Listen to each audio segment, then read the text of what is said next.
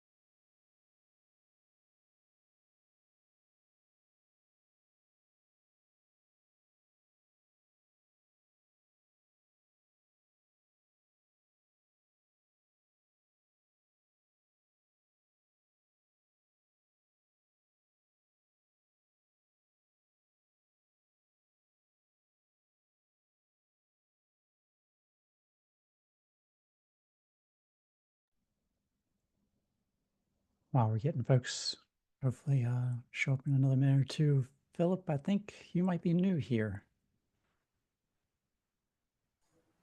Yes. Let's see here. Oh, it works. Perfect. Hey, welcome. Great. Thank you. So what brings you to our group? Yeah. So I have this small project called Spiagel that is like a distributed OCI image registry that runs in Kubernetes. So I'm trying to like get more into like OCI stuff, really to like have an idea of what's going on. Awesome. So are you just here to observe, or do you have things you'd like to bring to the group? I actually have Questions? I have one thing that I want, like one PR that I want to discuss. Okay. But I don't know what like the proper method of like bringing things to the agenda is. We've got an agenda that sits out there, and the proper method is people just throw things on there. It's open for pretty much anybody to write to. So I got that link sitting out. Everything that's on there right now, a lot of us we've chatted about here and there, and so I'm more than happy to put your stuff up front so that you're not getting drowned out by things that we just keep talking about. Great. So I'll just add it. So skip past the November 12th because that's foreshadowing the KubeCon, and we've got Yeah. October 17th, one section down there. Do I need to sign in? Great. Let's see. Figure this out quickly. There we go. Now I should be able to.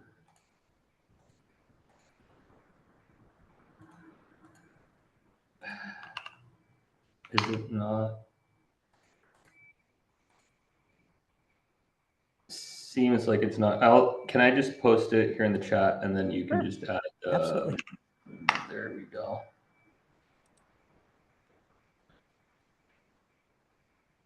It's an oldie but goodie, I'm guessing. Yeah, and this one we have chatted about a little bit. The Okay. proxy stuff. I don't think that Derek is here today, and he hadn't been here for a little bit. And I know that was one of the requirements is we needed him to rebase it, and he mentioned he was going to put some time into it when he had the time, and I don't know when that's going to happen. Yeah.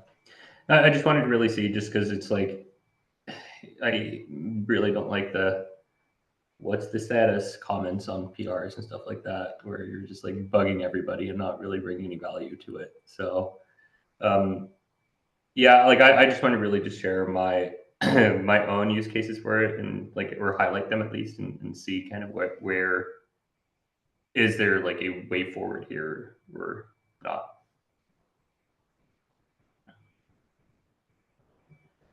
Looking back to see if I can find.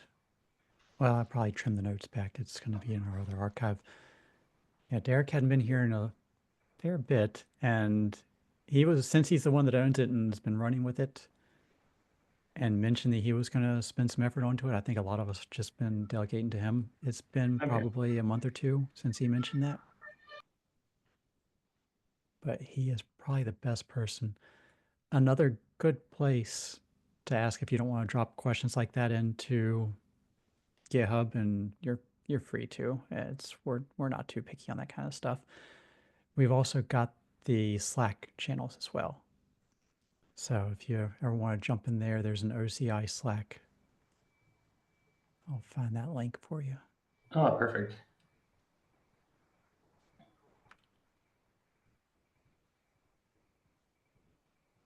Yeah, because it's like mostly this feature also, like as Containerd is already implementing it, also it becomes this like interesting situation where you try to figure out, okay, so which clients are actually implementing, adding especially the NS flat or yeah NS parameter to all requests basically whenever that are proxied, and then you have like other implementations of the client like the container registry or the Go container registry um, package that's used, I guess, by like a lot of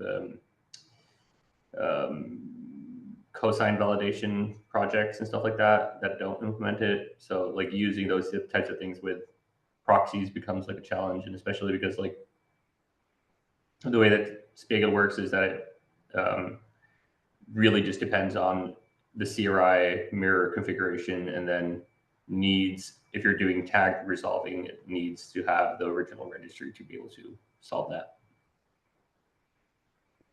Yeah, I think I heard that Containerd might be supporting this today. I'm not Yeah, sure.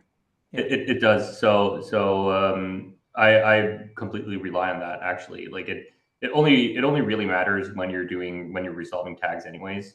Um, so like for digest, you really so what Spiegel does is it basically allows all nodes in a Kubernetes cluster to act as a registry and serves image layers from the local cache. So and so just basically for tag resolving, I need to figure out, okay, what registry you're actually referring to, but the rest is just like digest anyway, so I just ignore it. Um, yeah, that might be a bit different from how other registries implement things when it's like actual authentication and like those types of things. But yeah. nice. Um, Great, but I'll join the Slack and I'll try to like start a discussion there and see. Yeah, I think probably the best thing to do right now on that one is to give Derek a DM Okay, and yeah, I'll do that. see what his status is. Because like I say, he mentioned it's probably been a few months now since he was last here, Yeah, but giving him a ping and just asking him if he's got the time to work on it or what's happening there, because it just needs a big rebase for us to even look at it right now, yeah. Oh, perfect. There we go. considering this was originally open back in, what's the date on this thing? It was like 2019, I think. 2019 or Yeah, something like that. So it's it's been sitting out for a while. It did come to my highlight today because I was looking at things that had a bunch of thumbs up on it to see what kind of open issues we had and open pull requests. And it's like people want this. It's a popular one. Um, but yeah, it needs a little bit of work. And then of course, anytime we add a change like this to the spec, we also need to work on conformance tests to make sure the registries are supporting it. And so that's going to be able to work too, which is something else yeah. that I've been working on. So I basically ended up forking the conformance test and adding my own patch that adds these adds this parameter to all the requests basically to get my own conformance test to pass. So it's like not bad because it's just like a patch that I apply and then I just like include the conformance test as a submodule until eventually we get there. But running the conformance test has a lot of value because it showed a lot of like issues with my own implementation really that I hadn't considered before. Yeah, I've got a complete rewrite of the conformance on my to-do list right now, and it's been happening bits and pieces, small bit at a time, and so it'll be a pretty dramatic change once I finally get that Oh, out there. And so any patches you've worked on won't apply at all because it's just a complete greenfield rewrite of everything. It's fine. It's like the patch is like 2 lines or something like that. So Yeah. like when that happens, I'll just like try to figure out how to include it again, and it should be kind of fine anyways. Yeah, we were starting to look at, do we want to add support, add better support for pushing things with a different digest algorithm, SHA-512 instead of SHA-256, Mm. and how that needs to be tested in conformance. I'm like, I have to double everything that's going on here. Um, we need a better system than what's there right now. Once we start doing this, things start exponentially growing, and it's not well designed for what we want to do. I also assume that a lot of implementations are gonna have been implemented assuming SHA-256 as just like, Everything, yeah, everything. Um, I threw up a sample thing and I broke Docker Hub, I broke Docker, I broke every tool you can think of out there in one fell swoop just by pushing it with a different digest. yeah. So my day to day is I work on a project called Zarf that does like OCI packages for Kubernetes. Yeah, we're Kubernetes applications basically for like air gapped deployments. And I know there's a lot of the code there that kind of just assumes that should like it's going to be a certain digest algorithm and just like doesn't really check that. So yeah, doesn't really Got the surprise me. t-shirt. It's the Zarf t-shirt is one of the nicer soft cotton t-shirts out there. That probably wasn't the plug you were looking to get out of that.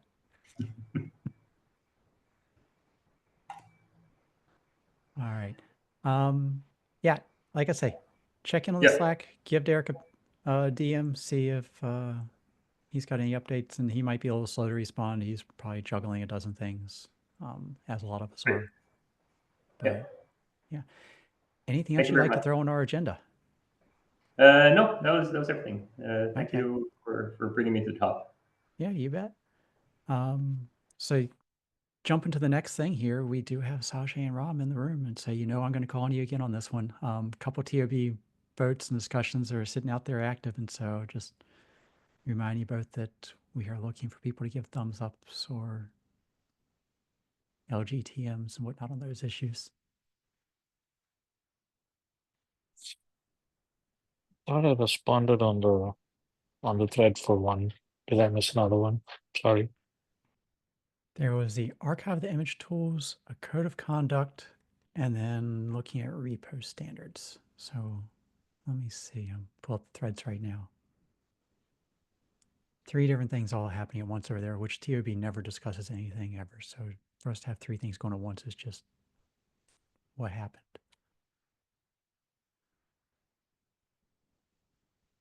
Okay, I don't see you on the image tools archive. I don't see you on the code of conduct.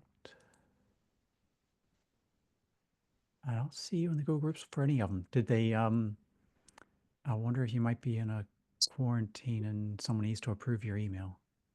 Okay, let me check. If One you more sent, of the you two. sent it. If you sent it and you know that you sent it, probably ping Jory. I know. Yeah, I know the image tools one I did, so I'll check anyway.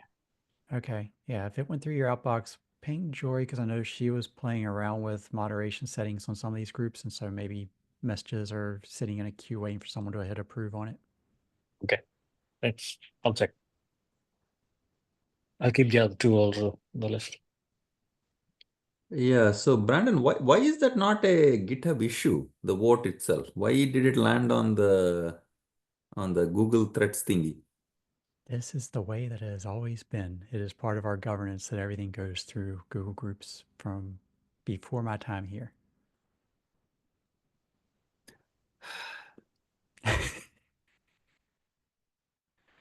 The fact that it is written hard code into the governance that says we shall do everything on the mailing list ties a lot of hands.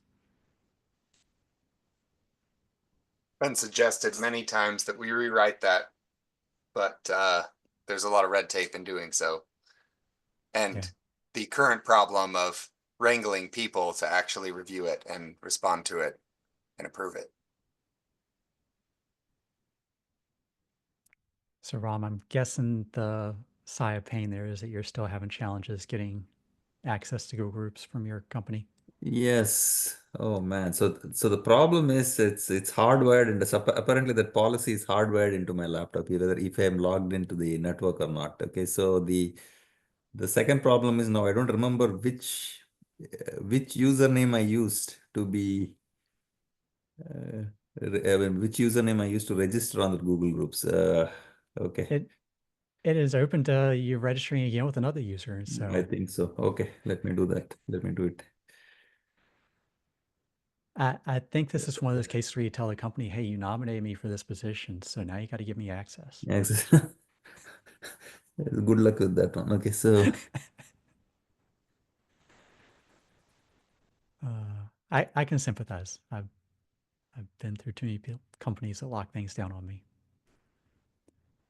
But yeah, both of those, I think if the two of you hit approves on those, I think that might get us. Let's see. Code of conduct, I'm pretty sure I was just 1 or 2 votes short on. Image tools, let's see, we got VBAT, Sam, Derek, myself, and Phil. So 1, 2, 3, 4, 5. So yeah, we just need one more on that as well. So if either of you get your vote through that process, I think we'll have those things approved and out of the way.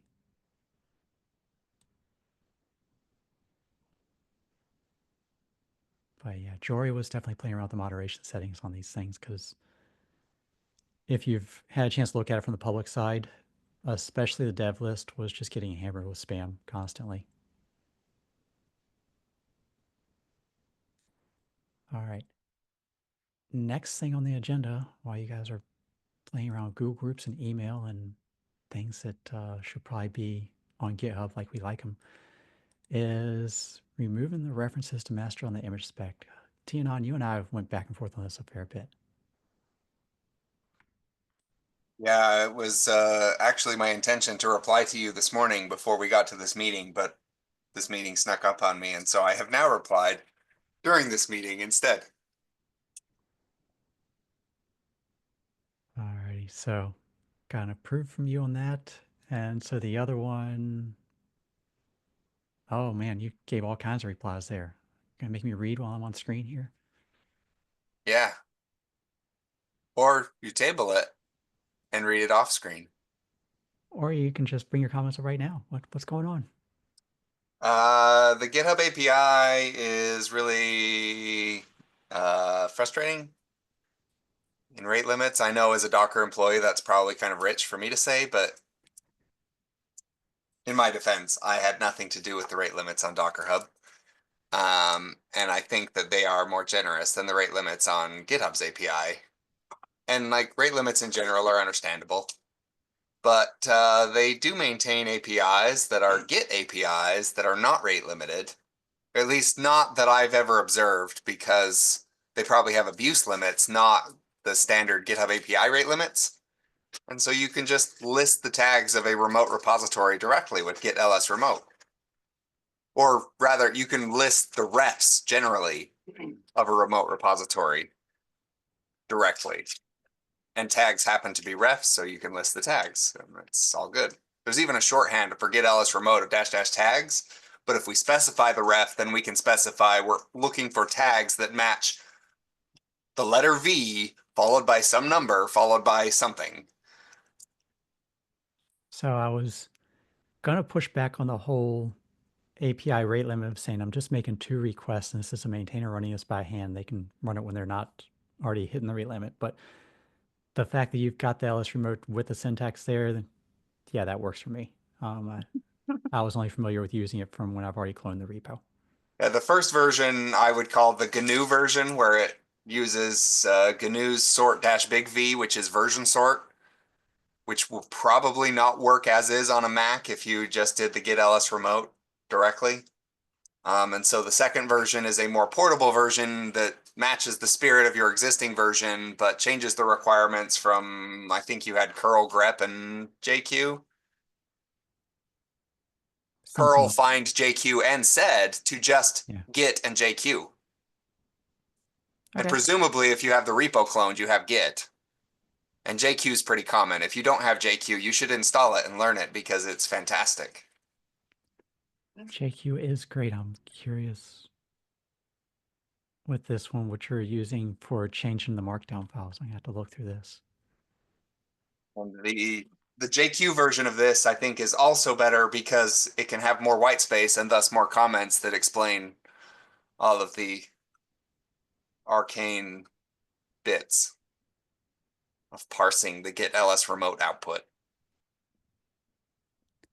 So is the JQ command you're running there just to get the tag, or is it also doing the sed to replace all the markdown content?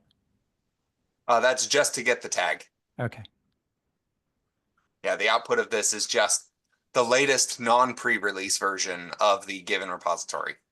Yeah, and the sed command that I was throwing in there was to recursively go through, or not recursively. Yeah, there was a find command that was recursively going through every one of the markdown files and running a sed command against it to find all the references and replace them. Fair. So the script still needs find and sed, but Yeah. we can replace curl with get, which presumably you already have if you have this script. Yeah.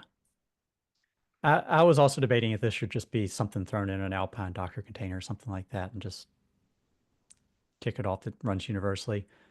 Yeah. Some of it I'm not too worried about because, again, this is something that's only going to be run by a maintainer when they do a release. And I think a bunch of our other commands, like a bunch of VBATSys commands as part of the release, they don't work for me. I run different stuff than what he documented there. Yeah, fair. He's got a bunch of Vemisms going on in his description.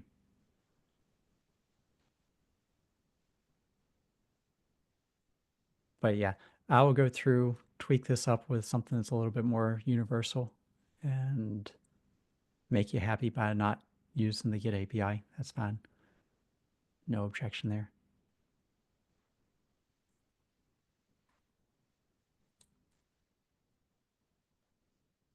Cool. Let's see. So I'll tweak those up so we can get that knocked out. Other stuff that's going on, people are talking about, and for anybody, folks not have access to the HackMD, I can always paste links here if that's easier. But there was some annotation discussion going on of deprecation, so I figured we could chat a little bit about that if we're running out of topics to discuss. Which, since I've got all the work to do, we're kind of running out of topics to discuss on other things.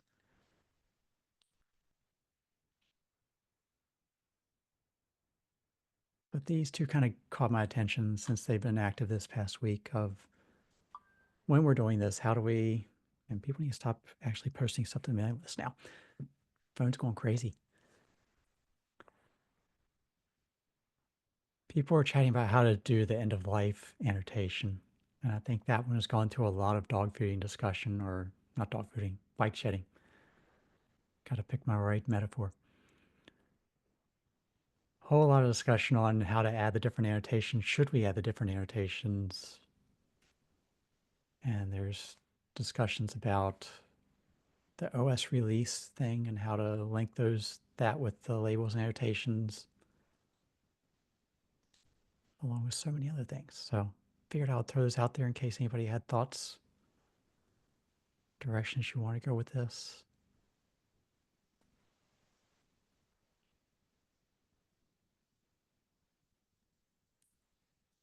In general, the concept that kind of catches my attention, and I think it's been commented a few times in PR 903, is that if you put an annotation that says the end of life for this image is such and such a date, and you want to change it, you're pushing a new manifest. But it's also, what does an end of life end of support mean for an image? Because typically it means you're patching something and changing it, and you don't patch and change an existing image. You make a new image and push that out,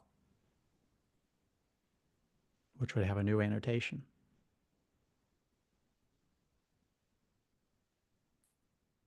We don't have Roddy on the call who's been spending quite a bit of time on this one.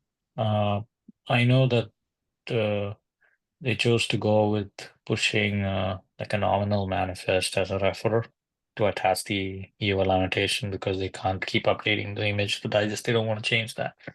So that's the option that some folks have chosen, but it's not a standard in any form. So it's going to be fragile until everybody else decides that this is the way that we want to solve it.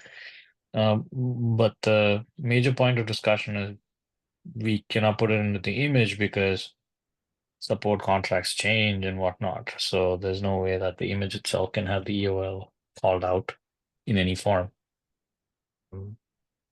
Otherwise, we Are have to you define overriding mechanisms.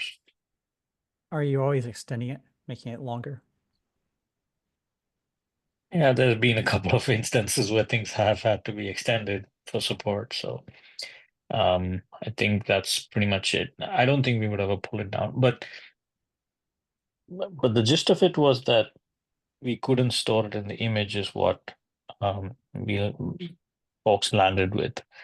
And another use case that came up is like compliance flagging and things like that. So if images are of EOL, how do we make sure that teams who are using that image either purge them or get them out of their system somehow? So, and when you want to maybe file for an exception process saying that, yes, this is EOL, but we would like to extend it for some reason, then can we add something else that might indicate that workflow? So overall, modifying the image was out of question. That's kind of the gist of the conversation we had.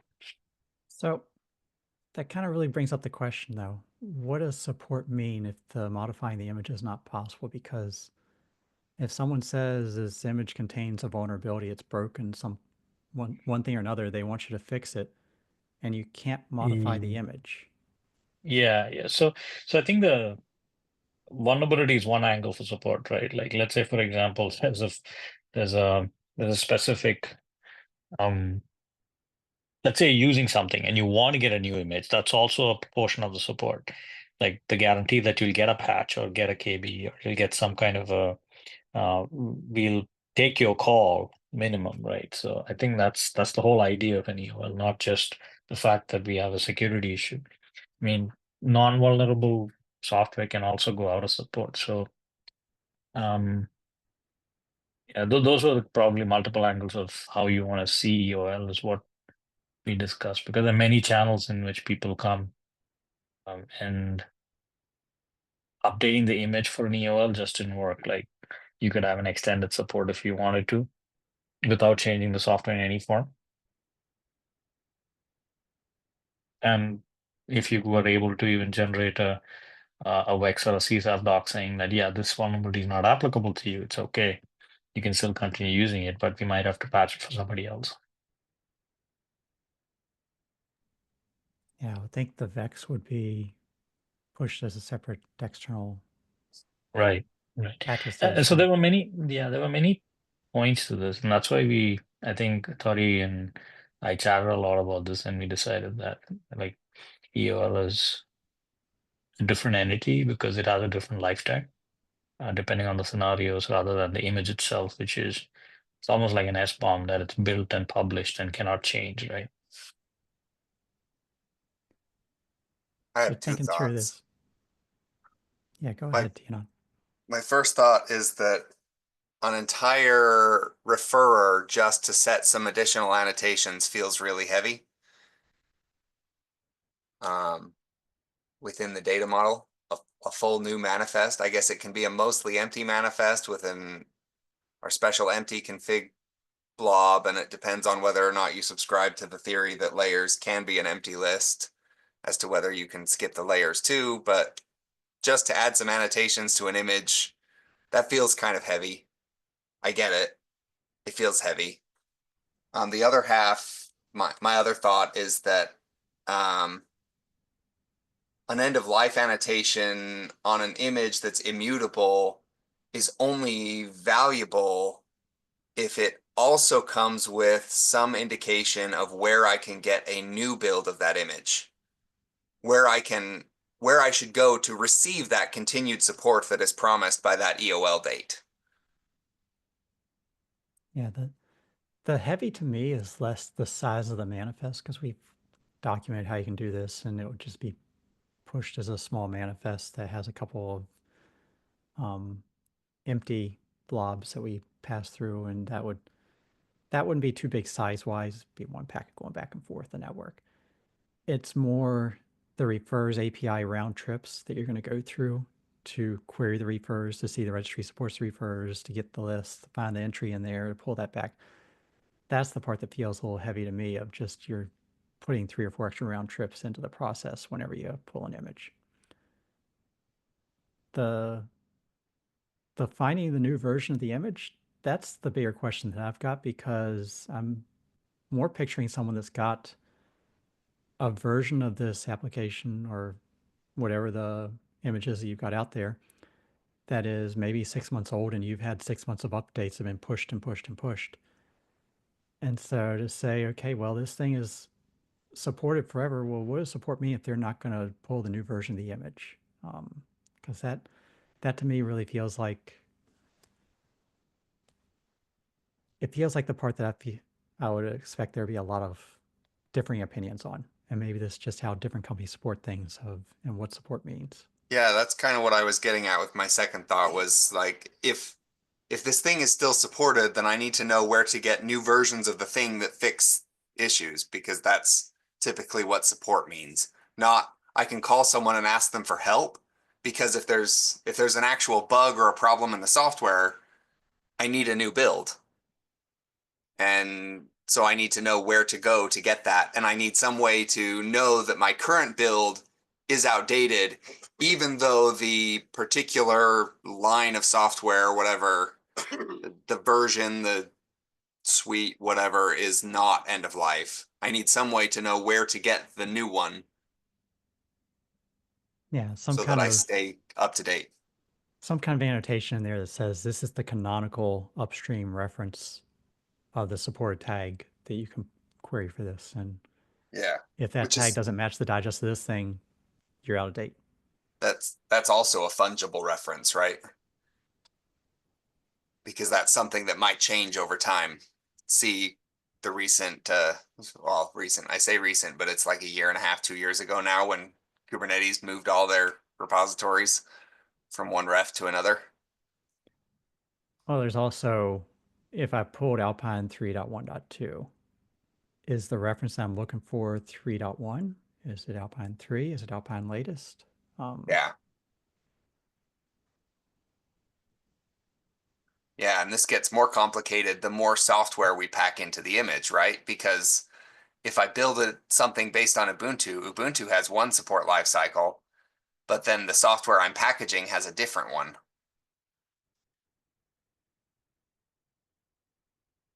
And if you subscribe to the Erlang model of versioning, which if you're not familiar with, you should get yourself familiar with, because it is a treat.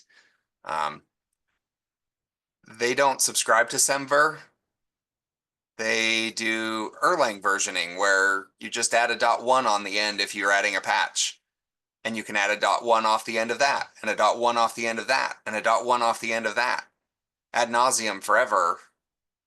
And they have different branching rules based on why they're creating a new version and who the patches apply to. And in practice, I don't think this becomes as fractal of a complexity as I've described anymore. I think it was probably more of a historical relic, but it is folly for us to believe that Semver is the only versioning system in use.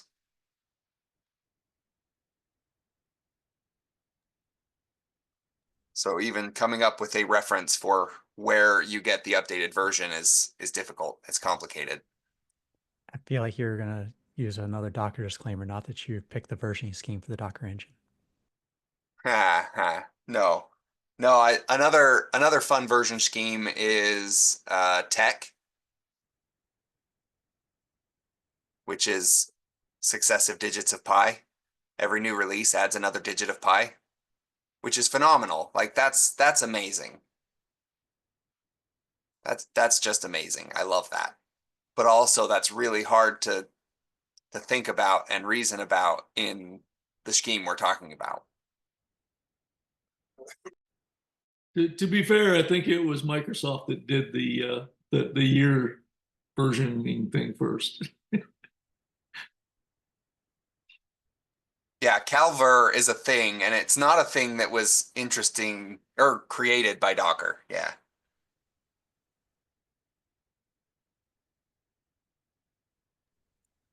Shucks. Shame Sasha had to leave because I was hoping you had more input on some of those things. So Brandon, a little bit of a heads up. Started talking with Murnau about doing a client side of the artifact support, Client side of the or artifact a work support. group to do container D and cryo, pulling artifacts down and being able to process them. Okay, so updating Either the as volume, the stuff we were talking about with Yeah, OCI image volumes, the volume mount. OCI artifacts as well. But I think we're going to need more than just that, of course. We'll need to be able to process them probably with the NRI plugins. So the questions that I think that I had thrown in there was, once you get rid of TARS, the packaging for how you ship the layers, and now you're going to mount arbitrary blobs into a file system. Yeah, You now have to. Every single artifact type, I believe, and I'm sure you'll probably agree, is going to need a map, right? Some kind of a config so that we can know what the default for that type is for laying it down into a volume, either for processing or for attaching into a container. Either way. Where do you envision the map living? Because the place I was envisioning was inside of the pod spec, wherever you do the volume mount is that definition. It almost sounds like you're envisioning it being somewhere in another spec that's hard coded into. Well, it would be hard to map the OCI specification into a pod spec. The thought process For I had every going through the artifact head. type. For every artifact type, that would be difficult. Yeah, the thought process I had going through the head was there would need to be some kind of way to select which layer I want to pull. And so maybe there'd be a selector for pick the first, pick the third, or pick the one that matches this media type. And then once you have the one picked, then you would need to define, here's the file name I want it to be written to. Right. That would be like an API, and and you're exposing it to the pod spec. That's not. I agree with you that needs to be done, that map. The question is where. I don't think in the pod spec. It needs to be, whoever does SBOMs needs to define how it's done. Whoever does a Helm chart needs to define how it's done, right? And it might have two flavors, one for processing as a binary, right, the tar, and the other might be for processing as an untar, right, volume that can be mounted, and you want a subpath, right, into certain portions and copy them to different directories. But again, there should be some kind of a default, and maybe they can override the defaults, right? Of course they could, but it would make sense for each artifact type to have its own mapping model, right? It might be config only, and the only field we want you to store is a true or false for one particular field in the config, right? Not the whole thing. It's going to be up to the artifact type owners, I think, to define the contents that should be parsable and usable, right? Well, the thought process going through my head is when they brought this to image spec and said we need to find a new, I'm pulling up the issue right now, the raw one, 1197. We were chatting about this a little bit on. They said, hey, we need to modify the image spec to put all this data into the image spec. Yeah. One of the comments that I was thinking of was, well, that means that now this particular image can only be mounted in this specific way into any container that wants to mount it. And I feel like different containers might want to mount it in different ways. And so to hard code above the container level and to say, okay, we're going to define this at a top level that everybody that wants to use this must use it in this way now means that anybody that wants to mount this artifact now needs to redesign their image to work with that. And maybe they want to mount two of something. Maybe they wanted to. That's what I was saying. I think the from is one thing and the to is another. Yeah, I don't think they should be able to force a two into the. So I'm saying is maybe you don't want to just have a single artifact mounted in your container image. Maybe you wanted to have a collection of artifacts mounted in your container image. Maybe of course. Yeah, absolutely. Pulling in a couple of things. If all of those artifacts say that we're mounting in the same place in the same way, in the same directory and everything on the container. In what sequence would you like that to happen? Yeah. Because they're gonna overwrite. Yeah. But does that mean we add indexing those are the kinds of things that we're going to have to discuss, right? Yeah. I would think you just go ahead and make it the type, right? Would be on the root if you're going to put it in an image that may have more than one, right? That seems fair. Yeah. Going through my And head, then people will be able to switch on type. They'll know what they're looking for. going through my head, I'm just thinking when you do the volume mount, you can say, I want this subdirectory as a volume mount. So you've got options in there to do all kinds of stuff with your volume mounts. Right. I'm just envisioning some more options there to say, in addition to that, in addition to all those other options, let me pass in something that gotcha. says, pull out this artifact from this image and mount in this place with this permission, this ownership. Yeah, I'm not sure if we want artifacts to be runnable, but yeah, okay. When you're talking about permissions, yeah. Well, everything that's that's in that another thing tar, for us to consider. I mean, it's everything I'm that an tar old does for OS you. guy, right? I don't want to see containers turning into viruses. I get that, but it's everything that tar does for you, you've got to now replicate because you no longer have tar doing this for you. And so what does tar give you? It's giving you the permissions, it's giving you the ownership, it's giving you a couple of those directory structure things. Some of that We're stuff actually is doing that right now. No matter what the tar's permissions were, we're setting it. yeah. For the first thing we did, right? For the first image. And nobody said no. I think it was the right way to go. Read only, non-executable. Yeah. Yeah. And yeah, one SE Linux per, but yeah.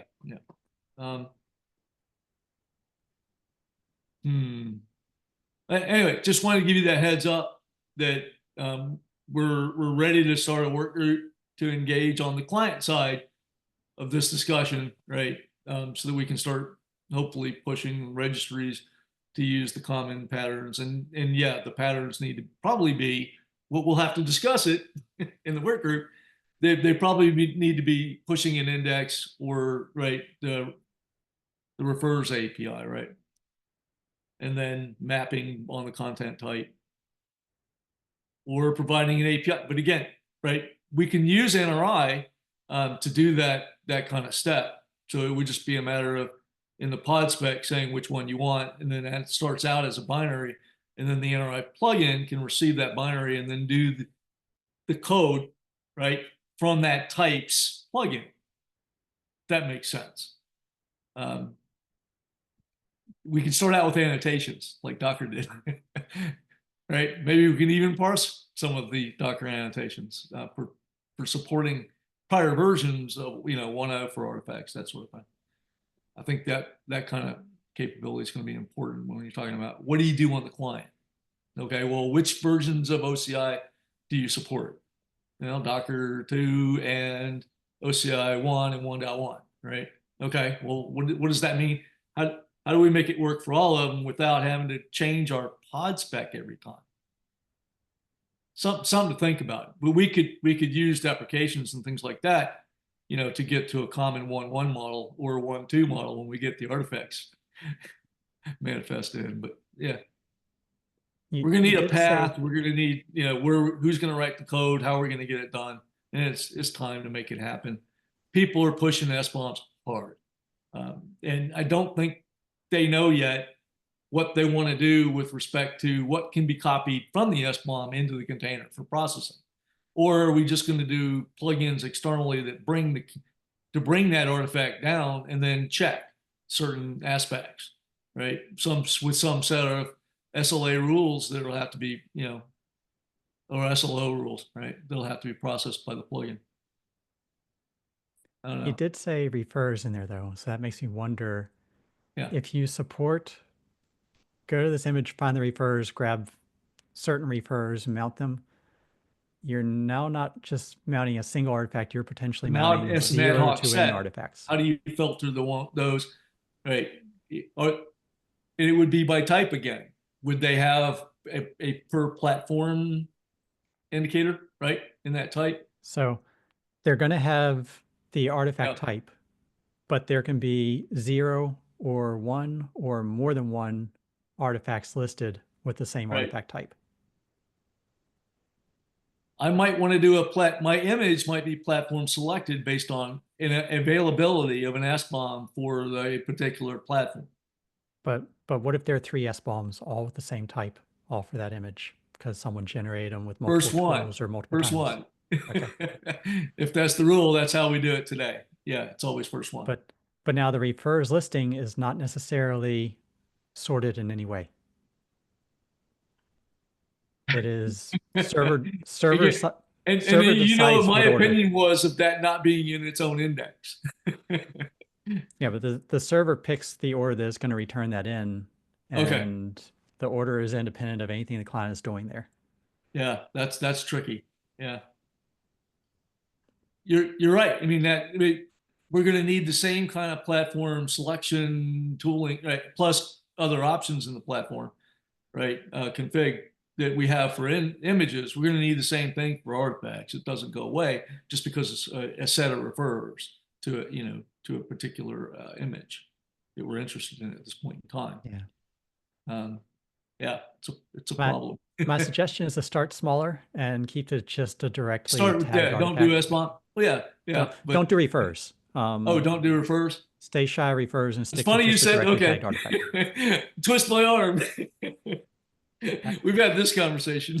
I mean, they already stripped it back and said, let's not do artifacts at all. Let's just do images, the tar layer, and we can do that already. That was because So- the clients didn't have support yet. But yeah, you're right. We could go in stages. We could start with the stage where it has to be from a pre-pushed index. Then you're not going to have this problem. I mean, you're not even necessarily talking an index. You're just talking a tagged object that you're directly pulling, and so you've got this specific artifact that was pushed up there. Okay. And that's going to get you the use cases if people want to mount a Helm chart or a WASM artifact, because all of those things are pushed up with their tags. They're not referring to something else. So you're actually going to push the artifact with the tag. I'd like to see, and the image, it's on the same tag. I'm not sure how that works. Well, you've got your OCI image that you're running, but you've got your volume mount as a different image with a different tag. So your volume is going to say, this different is the tag I'm pulling. I thought you were saying the same. Okay. Yeah. Okay. So just a named artifact, yeah. Or a named artifact in the pod spec. Yeah. Okay. Yeah, I guess that's fine. That's fair. So then you're assuming that the guy who wrote the pod spec knows that this is a predefined artifact, right? With the tag, and it's going to be associated right now with that image. Okay. Yeah. That's a pretty. I'm just trying to start you simple, because the next step is a doozy. Well, when we're talking about SBOMs, if that doesn't have a refers to the image, then I sort of got a problem with that. But if it does have a refers, then I'm clean with that, because then you can trust the signature of the artifact itself that you pushed and pulled from tag. So then that's fine, right? Who's checking the signature in that case? Exactly.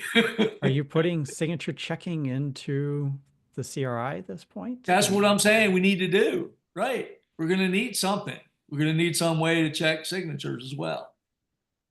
I'm used to it being it's going to have to be built in, controller. configured so that you can do this either with a plugin or with some, other kind of, config, and the client does the checking. Otherwise, where's the trust model, right? Yes, I know there's another, I've seen it. But how do I write that in a pod spec, right? See what I'm saying? It's like, well, you can't. Okay, well then how do I implement it? We could have pluggable. I don't mind having, as long as it's pluggable and supported by both the container runtimes, then it should be fine, right? So if they want to have a pluggable attestation process, I'm also good with that. I just want to make sure that there is an attestation process that is enabled by default, right? For being able to trust these artifacts that you're going to mount things in, if you're ever going to make them, especially if they're not going to be, non-executable read only. It's going to be an interesting work group. Let's just put it that way. And we want to we don't want to make things riskier. We want to make sure things are still being safe. But we need to start adding scenarios for these artifact types. Attestation, signatures, SBOMs, pretty important for FedRAMP, right? So, and AI, right? We've got lots of AI patterns down in. We are doing that subpath. I don't know if you saw that. Yeah, the subpath makes a lot of sense. Yeah, it does. We'll probably just do that with the minor modification. I do have someone asking me if I can, they want to do basically add a layer to an image, and they want to add a layer to a specific path within the image so that they can do similar stuff to what we're doing here. They're probably adding an AI something or other into their image, and Yeah. they just want to mount it at a certain location. And That's what the OCI image volume does. Yeah. Yeah, I mean they're solving the same problem in different ways, and so one group is just saying let's modify the image on the fly and just add this layer directly in. Oh, And the question that I I mean, was you kinda had that hitting right with, now with config. You can add a volume. With and the I do. path. In I've the got it in there config of the already. image. Yeah. I've got it in there already. They just want to have the option to change the location because they don't want to have this whole directory structure in the thing where they mount the tar. The advantage of me having the whole directory tree in there and they can just say mount this whole thing as a layer is I can tar up that whole thing and I get all the parent folders. If When I again, if you want it with NRI, a plugin, you can certainly add another volume layer. Yeah, That's pretty doable. when I modify What we the don't image, have is a way to config. Cryo has, right? But Containerd does not currently have the ability to add default volumes for being able to throw in something like a version number into various containers based on some kind of a filter, right? We don't have that. Cryo does. You can actually add a new layer to any container image meeting a certain filter. So Just saying, they already have it. yeah, the one I'm trying to deal with though is if I arbitrarily say I'm going to put this file in this subdirectory that's 3 layers down, Yeah. I'm now getting Oh, into you want to do implicit it at that layer, not at the bottom? So they're going to add another layer, but the other layer is going to say, let me put it in like 6 different subdirectories down. How do I know that's that those different 5 than parent in directories sequence. exist? I thought you meant in the sequence. Yeah, the sequence is just going to be the last layer I would append to. Good. My thing is Just looking within a appending- specific tar. I'm looking specifically inside of a single tar. If I don't create any of the root file system parent directories, the ownership of all the parent directories is now some implicit behavior of that runtime. Yeah. Because the runtime decides. If you're trying to do make it them in all a root. subtree, yeah. I mean, you can have a different owner inside, but it's going to inherit. Or, yeah, that's kind of the thing I'm going through is should I start making that directory structure? But if I make the directory structure, am I now overwriting something that's in the parent image already? You very well could. Yeah. With great power comes great responsibility. Yeah. I mean, we're checking and throwing an error. I think I have to go check the code. I could have swore we were putting a check in. But yeah. In the past, I would just say, give me the whole directory structure. I'll tar the whole directory structure up and you set all the ownership and permissions of every step in there. And I will just package it up and turn that into a layer. When they're saying, okay, I just want to directly add something in 3 levels down, you don't tell you what the parents are. I'm like, now I get into implicit behavior that is undefined. Well, remember the layers include deletes, right? So it's like, okay. If it's the last layer though, it's not gonna be deleted. And by the way, I want to delete root. I want it to be scratch again. Yeah, oh well. Wait a minute, my container doesn't run the command anymore. Sorry. There's just too many options. Yeah. It's a lot of fun. So for me, I'm looking at this saying, is there a good way to find the tar that I know that if I'm creating something new, I want to create it with these things, but if it already exists in the parent image that I'm extending right now, don't change it. Have you seen Sochi? Sochi or Sochi? The Amazon guys, Phil Estes, might want to hit them up. I think they've already done something similar. I know I dropped the link in there to the open issue that Bjorn had opened a while back saying, hey, can we at least specify what runtime should do when they encounter this? And Thanks. using runtimes loosely is probably more container engine than the runtime itself. But when you're unpacking all those layers, if you suddenly Gotcha. have something that shows up 3 subdirectories down, you're like, wait, I don't have the parent folders. Yeah. Well, So- I told Murnau that you're probably going to want to be in this work group. You're already I'd comment on the into issues work a and whole you're very bunch. interested. So, huh? I'd comment on the issues a whole bunch. And my point of commenting on the issues is just saying, hey, Yeah. there be dragons, letting you know where they are. There'd be dragons. Well, it's fair if you want to just be like a consultant to the group too. That's fine. Yeah. Yeah, we could use your help. Yeah. It's Happy gonna to be- chime it's in. gonna be a lot of Pull work. me in on more. I don't know. I just have this gut feeling that the owner of the type is the one that has to create the map, or at least the default map for it, rather than everybody goes off and codes it up themselves, or we try to narrow it down to, only images, only container image, can be done. Only artifacts that are a container doesn't work, I don't think. I'm very lazy and say, make that an issue the user has to figure out. And they have to do it for every one of their volume mounts. Well, and that works. I mean, you could, like I was saying, we can literally just say, hey, all artifacts are going to be done as a tar. We're just going to pass it to a plugin, and it's up to you to write your own plugin to do whatever you want. And we'll give you some default plugins, but we're not, we're letting the user do the extract and mapping and decide what to do with the different layers, which parts he wants, that sort of thing. I wouldn't go all the way to a tar. I would just say that it's up to the user to. I meant binary. Yeah, the user is specifically saying, mount this blob in this location with this, all these details that would normally be in the tar. They're putting all that in the volume definition. But what if it's the config? Now you want to mount a config? For my artifact, all I have is a config. I don't have a blob. I mean, you can do that, but yeah, I'm just saying. People shouldn't do that. Well, what if they don't want I'm an SBOM and I don't want the root to be it's recursive. You can't do that. What are you talking about? You can only have the container part of the SBOM, not the artifacts that on the SBOM. That right? It's like how do you? we're gonna have too much recursion. What are you doing? I think we're gonna need them to define their own.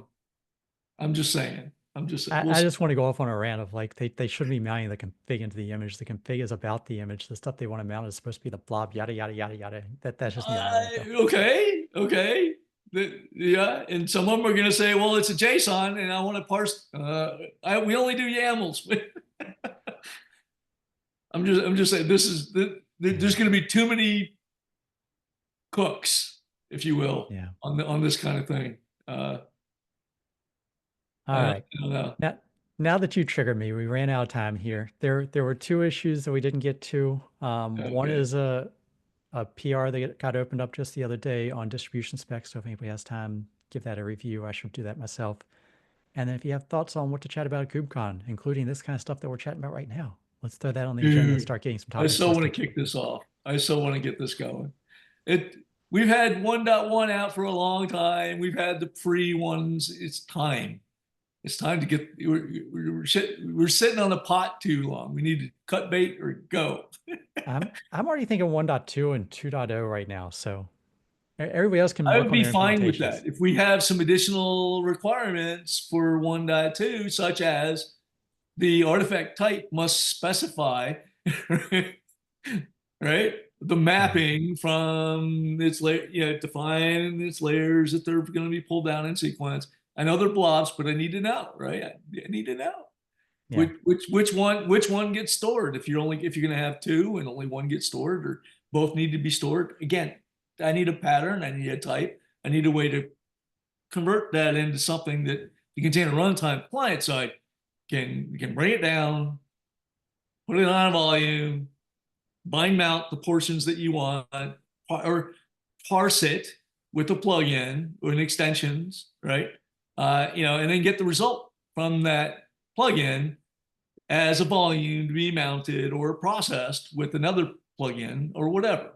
We either need a chain of plugins, right, or we need a chain of volume plugins. or some combination of those, right? Because I see a lot of artifacts, they're not going to want to store it or allow anything to be stored inside the container, and that's fine, right? All right, well, yeah, having too much fun. I do want to be respectful of everybody's time, so Yeah, we'll bring this up again next week, I'm sure, and I'll yeah. probably follow We're up a at little bit the in chat. conference. Yeah. All right, and so expect an invite from Mrinal Patel. Okay. Just as consultant, I'll make sure he knows to put that as an option. I'm not going to be implementing, but I'm more than happy to chime in and mention all the issues. Yeah, I won't. We won't have any problem getting implementers for the code for this on the clients. It's so needed. All right. All right. Cheers. Thanks, everybody. Cheers, all. Bye.